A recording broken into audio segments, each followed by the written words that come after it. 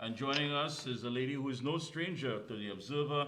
Part two of our interview. Let me say a pleasant good evening to PSA First Vice President, Ms. Felisha Thomas. Pleasant good evening, Ms. Thomas.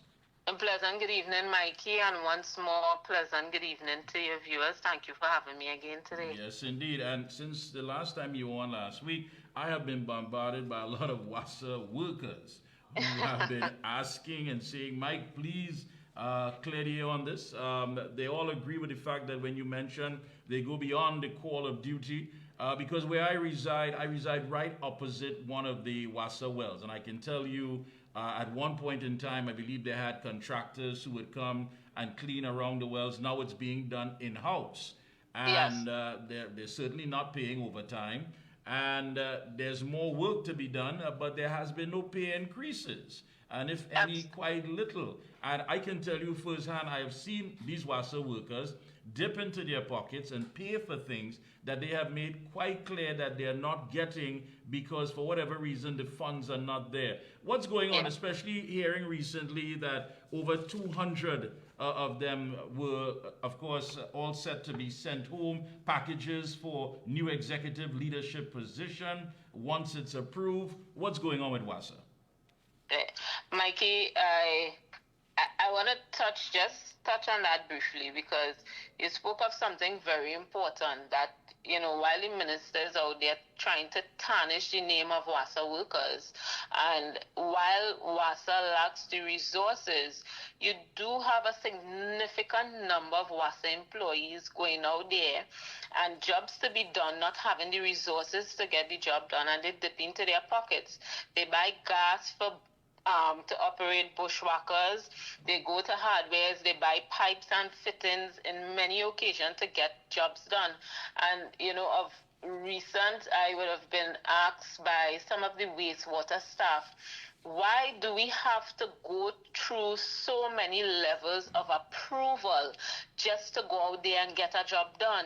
That when we receive a call within the wastewater department that there's a leak within a particular area, before the crew could leave and go and take care of that leak, that you have to go and get approval at 7 different levels before you could go out there and get the job done. Mikey, it's all part of the plan by this government to tarnish the name of WASA workers so that they can proceed with their plans in alignment with their cabinet subcommittee reports and not address the real issues, as I would have shared with you in the last interview, the real issues facing the authority.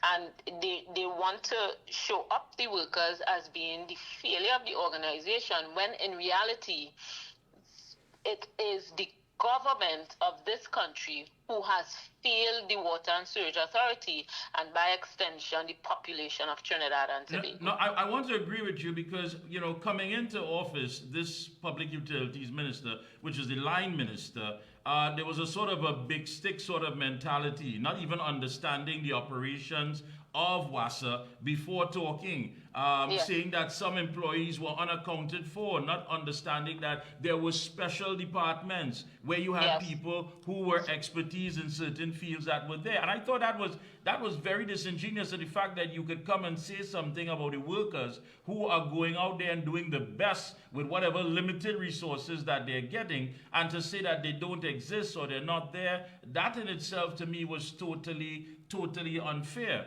And it goes on and on when you look at the fact of, what's happening as far as having those who have been there for quite some time, how they've been treated. What say you? Mikey, that speaks to the lack of respect and regard that this government has for the population of Trinidad and Tobago. That they believe that they can come on television, spew lies to the population without any consequences or without anyone to correct their lies because they dominate the airspace. Reality is, we know that politicians are liars, and I would say to the population, nothing that comes out of their mouth should be trusted. Just as they did with Petrotrin, they lied to the population and said no one would lose their jobs. It is the same thing we are seeing here in the Water and Sewage Authority. They are very clear that their plan is to dismantle the Water and Sewage Authority, not to improve the water supply, but just as they have been doing throughout the various ministries and organizations in this country. It is an attempt to destroy the trade union movement and also to control the workplaces through contract jobs. Yeah, and this word that we've heard about before, I mean, just last night I was talking to former Energy Minister Kevin Ramnarine on this program, and that word restructuring, trying to best to use verbal acrobatics to deal with this situation.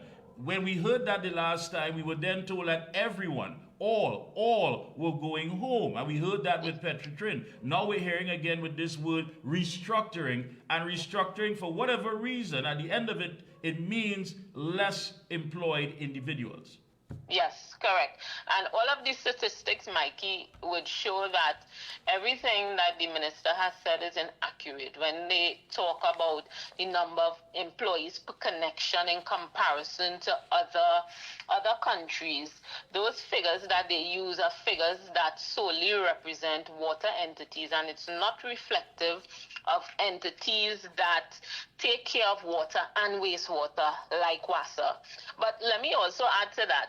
They say that WASA is overstaffed, but while they say WASA is overstaffed, why did they recently hire 100 and something engineers? Why are they now going to hire 200 employees in the commercial department? Why, when persons are getting acting opportunities within the authority, they are being denied these acting opportunities because management is saying they don't have a replacement? Is that a sign of an organization that is overstaffed, Mikey? I say no. Yeah, and just to clear the air, I mean, you have those, of course, in government, even the line minister, who in a threatening manner was talking about the PSA not to get involved in government business. But I think the PSA made it quite clear that the aim is not to stop any process that is going to better the Water and Sewage Authority as far as efficiency and running better to serve the people of Trinidad and Tobago. I think the issue here is the anti-trade union and anti-worker policies that the government seems to try to implement and try to simply just sideline people. Absolutely. The PSA has never been opposed to the restructuring of WASA. We maintain that we have signed 3 MOAs relative to the restructuring of WASA, outlining a process to restructure the organization. What we remain opposed to is the manner in which this government wants to go about restructuring the organization, which is to exclude, and let me use a more forceful word, terminate, retrench all of the present WASA workers. That is what we are opposed to. But let me also add, Mikey, because I maintain that the minister is uninformed and continues to be uninformed. So when he made the statement he made, of course, shortly after, we saw a statement by the chairman of the board correcting the statement of the minister when he said WASA has 426 managers who will be sent home. That was absolutely incorrect, but it may have been intentional on his part to mislead the population into believing that WASA has this top-heavy management structure, when in fact that is not so. When he speaks of 426 managers, he is not speaking about executive management. He's speaking about persons within the PSA's bargaining unit. And when he speaks about those persons, the union will be involved. Tell us, NIPDEC. I know you were getting into that last week, and many people are locked on. Tell us about NIPDEC. What's happening? So, at NIPDEC right now, like many other organizations, we are engaged in negotiations, and that is negotiations for the period 2014 to 2016. And we would have commenced negotiations with the management of NIPDEC on the 3rd of March 2021 and held 10 meetings in furtherance of settling those negotiations. At the 4th meeting, the union received an offer from the management of 5%. And for us, we felt that was just the starting point.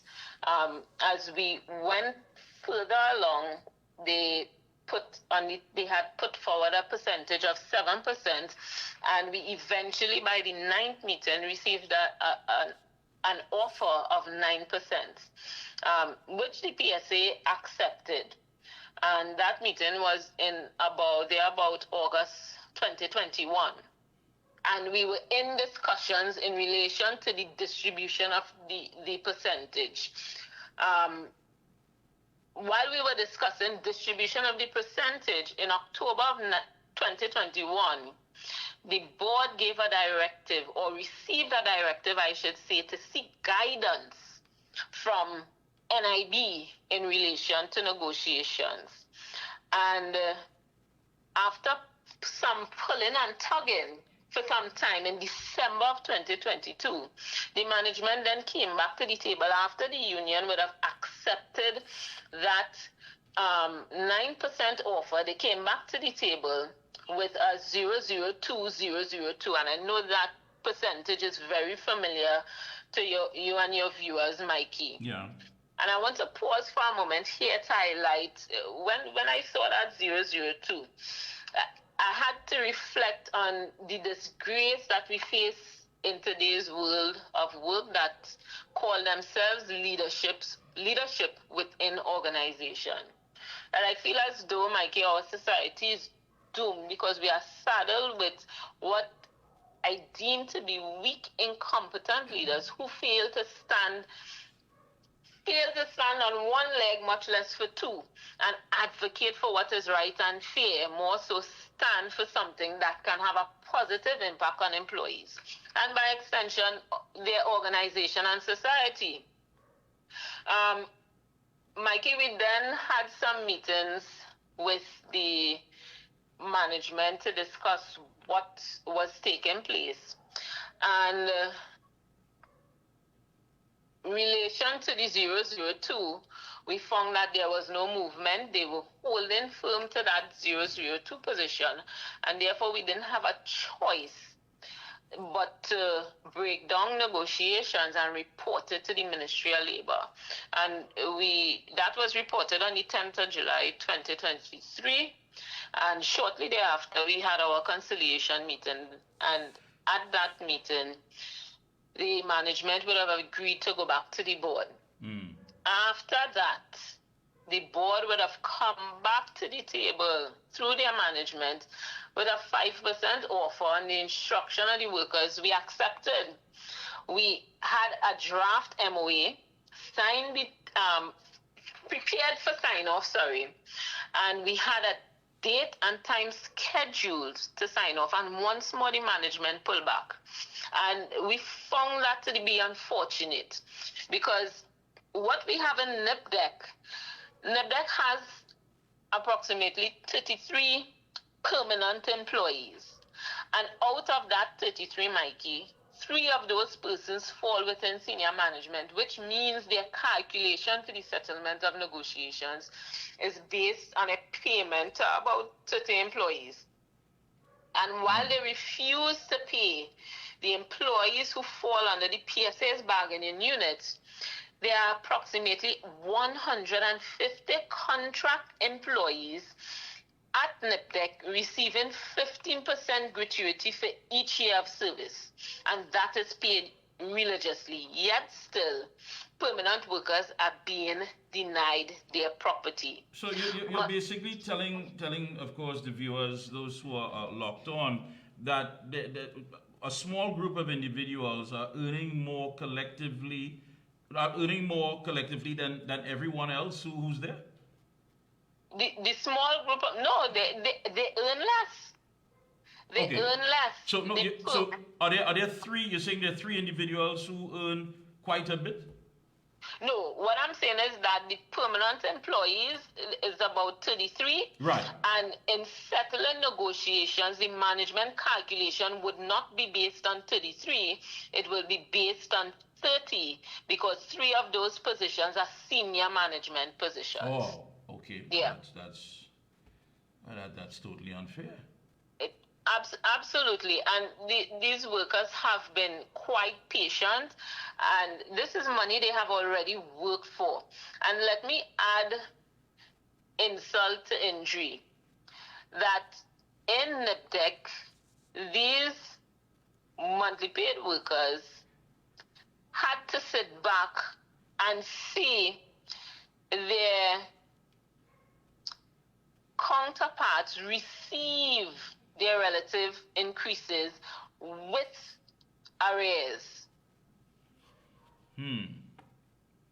I think NIPDEC workers have held out long enough, and this must stop. Negotiations must be settled now. Are we also hearing the restructuring term in NIPDEC? No, but we are hearing it in HGC. Oh. HGC is using the term reorganization, but no talk of restructuring at NIPDEC. But what is taking place must stop, and it must stop now. I think this group of workers are being victimized by the management, that another group of workers can have their negotiations settled. They have enjoyed the benefits of their arrears, the settlement of their negotiations, and yet still a small group of workers are yet to be paid. And it's very unfortunate. Yeah, but again, Mr. Thomas, to the core of this is that the government does not appear, and I want to say it kindly, it doesn't appear, but I mean, the reality of it, is not union friendly, is not worker friendly. And what do you say to individuals who look in on this and say, you know what, perhaps they're getting what they deserve, because at one point in time, they were offered quite a lot, the treatment was better. Is there a sense of disappointment? And also, is there some level of politics that is being played out here rather than dealing with the interests of these workers? Well, Mikey, I can say this. I think it is clear for everyone to see. We are dealing with a government that is not for the working class. They have been over their stint in office under this particular leadership has just been taken from workers. And I do believe, I do hope that not just my membership, but the population of Trinidad and Tobago sees and understands fully what is taking place, and they do what is necessary to protect their life and their livelihood, because that is what we are dealing with. I agree with you. We hope so. But ever since coming into office, the word union has become somewhat of a dirty name. And not only that, this government projects it as being something of a liability rather than an asset for the working environment. Everything is, with all state enterprises, it appears, and we saw it at Petrotrin, that the real reason is that they was burdened with the union and having to deal with union policies. And again, the word union has come about as a very dirty word, and one that government does not want to adhere to as far as helping or giving some assistance or even sitting down and negotiating. I agree. And let me say this, Mikey. Light shall overcome darkness. And that's what the union is. The union is a light that shines upon the evil that is being perpetrated on the working class by this government. And therefore, they will not be friendly with the union. Their sole purpose is to, and I want to say, enslave the working class, because all that we have seen them do is aligned with that type of slave mentality, and the union will not sit by idly and allow that to happen.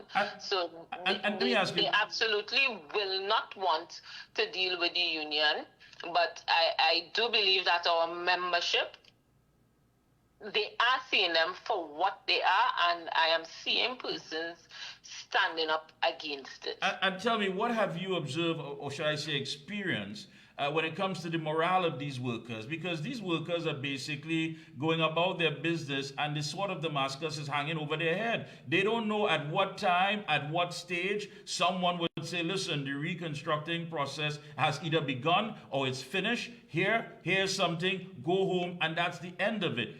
Interacting with these members and these workers, what is it like? What kind of feedback are you getting from them? Their morale is low.